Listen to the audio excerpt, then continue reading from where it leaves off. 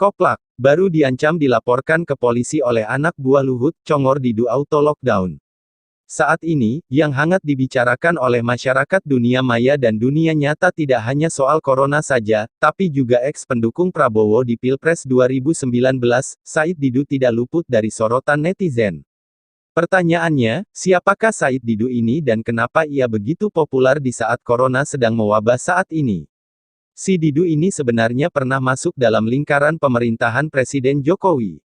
Pada 2014 silam hingga tahun 2016 ia diajak gabung ke Kementerian ESDM oleh Sudirman Said dan menjabat sebagai staf sus Menteri ESDM.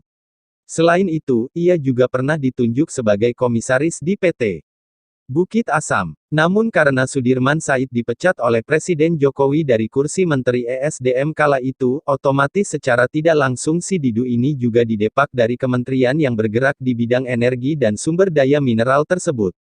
Nah, setelah itulah Didu mulai menunjukkan sifat aslinya, yakni doyan banget nyinyir.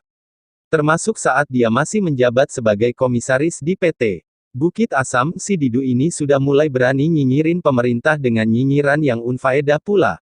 Hingga pada 2018 silam ia dicopot dari jabatannya sebagai komisaris di perusahaan tambang batubara milik pemerintah tersebut oleh Menteri BUMN saat itu, Rini Sumarno. Pada 2019, si Didu akhirnya mengundurkan diri dari PNS.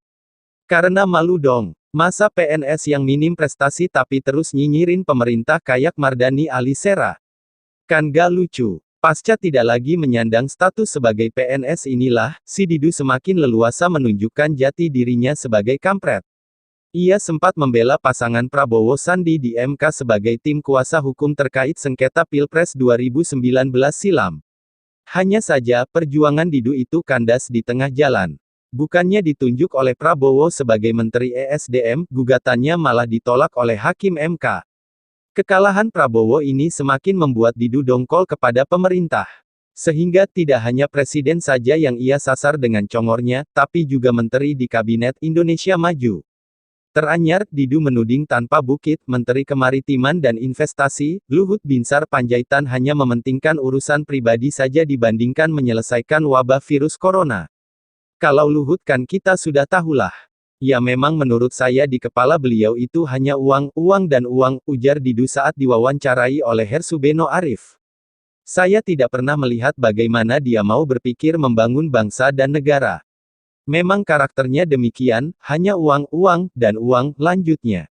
Hanya saja, sepertinya si Didu ini salah pilih orang untuk dinyinyiri. Tapi orang yang difitnahnya tersebut ternyata Jenderal Bintang 3 yang banyak menghabiskan waktunya di Kopassus. Pernah juga mendirikan sekaligus menjadi Komandan Pertama Detasemen 81, sekarang Sat 81, Gultor Kesatuan Baret Merah Kopassus. Yang merupakan salah satu pasukan khusus penanggulangan terorisme terbaik di dunia. Kala itu, di Detasemen 81 ini, Capres yang didukung oleh Said Didu, Prabowo justru menjadi wakil Luhut.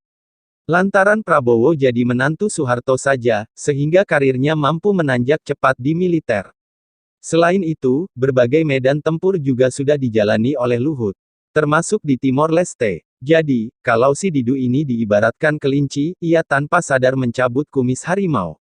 Tidak menunggu waktu lama, jubir Luhut, Jody Mahardi pun mengancam akan melaporkan Didu ke polisi kalau ia tidak segera meminta maaf atas fitnah kejinya tersebut. Bila dalam 2x24 jam tidak minta maaf maka kami akan menempuh jalur hukum sesuai perundang-undangan yang berlaku, ujar Jody, 0304.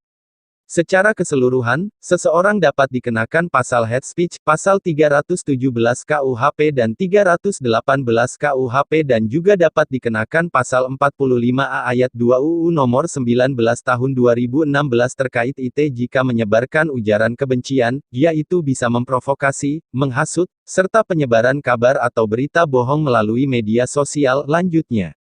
Entah pelaporan ke polisi itu sudah dilakukan apa belum tapi setelah ancaman itu disampaikan oleh anak buah Luhut, Chongor Didu auto lockdown.